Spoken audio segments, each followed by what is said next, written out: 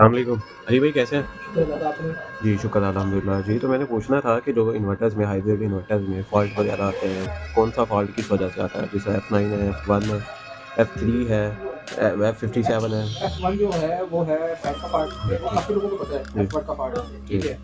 उसके बाद फॉल्ट आता है फॉल्ट नंबर 2, जी, जो उसके हीट सेंसर होते हैं जी, उसका पार्ट होता है, ठीक है। ठीक है।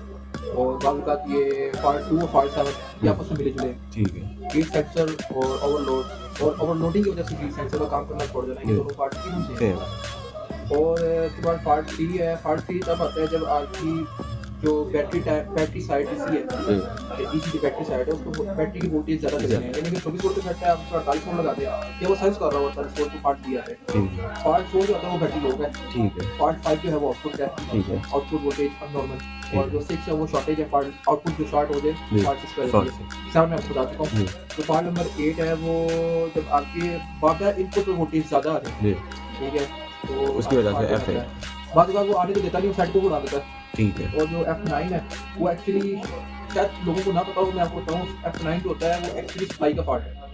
F9 F9 सप्लाई का पार्ट है, राइट। वहाँ पे एक ऐसा डायोड लगा होता है जी, जो आपके आउटपुट को ट्रिगर कराता है। जब जी, वो आपकी आउटपुट शॉर्ट हो जाती है तो वो डायोड भी शॉर्ट शो करवाता है और वो इन्वर्टर के कंट्रोल कार्ड को सिग्नल भेजता है जी, कि मैं डेड हो चुका हूँ। इसकी वजह से वो F9 का पार्ट शो होता जी, है।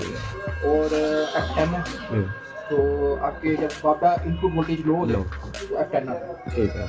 इसके अलावा F51 से F50 F51 जो है वो सप्लाई का फॉल्ट है। ठीक इसी है। तरह ये भी पूरी जो बैकअप है, जो F52 है जी, वो F9 और F52 एक जैसे ही है। ठीक है। F53 जो है वो आपकी आउटपुट का फॉल्ट है, वहाँ पे आपका जो यूनिट सेक्शन है, जी, जहाँ पे वोल्टेज आपकी स्टेबल होनी चाहिए वो स्टेबल नहीं होते। ठीक है।